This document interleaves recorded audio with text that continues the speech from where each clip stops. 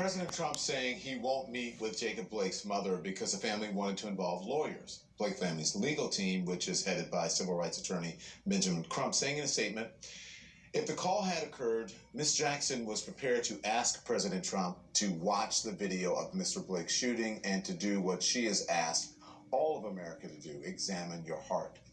Benjamin Crump has become known for representing the victims of police brutality and their families, but his life has been intertwined with racial justice for decades. Laura Coates has more now. Trayvon Martin, Michael Brown, Ahmaud Arbery, George Floyd, Breonna Taylor, and now Jacob Blake. Household names with a common denominator, their attorney, Benjamin Crump. How did he become the go-to attorney in these high-profile civil rights cases? He told me it started at home, growing up in poverty in rural North Carolina. My mother was like most black women in America. She was a miracle worker. I watched her sacrifice everything for us. And everything I am today, it is because of her. She would tell me all the time, baby, life ain't fair. Life is hard. You make it fair by what you bring to the table. And if you bring anything to the table, don't expect anybody to let you sit down at the table.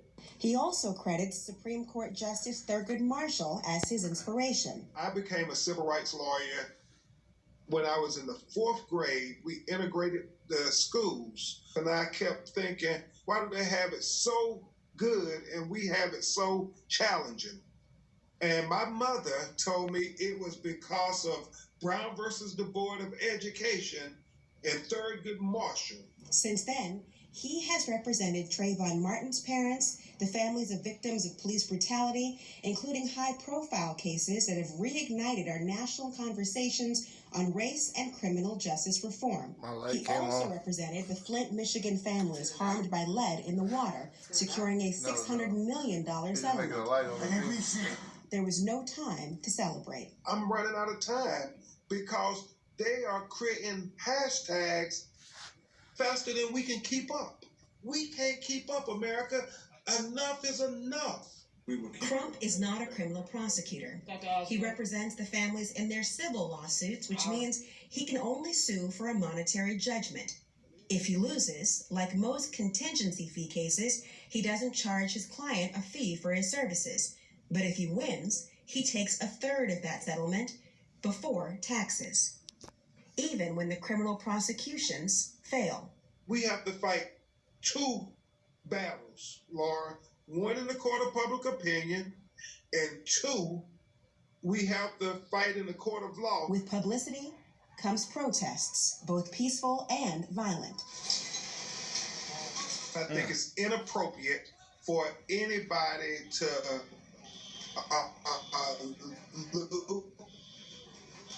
destroy property, commit violence against others in the name of trying to say it was wrong for police officers to be violent against us. But Crump laments that there are 2 justice systems in America where even violence is condemned along racial lines. We can't have 2 justice systems in America, one for black America and one for white America. We have to have equal justice. Never was that more defined by the tale of 2 videotapes in Kenosha, Wisconsin, where you had Jacob Blake shot 7 times in the back. Then you had a young white man shoot 3 people, killing 2 of them, and then walk with the assault weapon around his neck past several police officers and several National Guards. Nobody shot him in the back. Nobody killed him. He made it to his home uninjured. Just imagine if Kyle Rittenhouse was an African American. But for prosecutors, the publicity can be a gift and a curse, especially to prosecutors who must operate in the court of law exclusively. Our job is to seek justice and to obtain a conviction, not to make statements in the press, but to do our talking in court. But without the pressure of publicity and the threat of a civil case, some wonder if justice could ever be achieved. Fascinating. There she is, Laura Coates.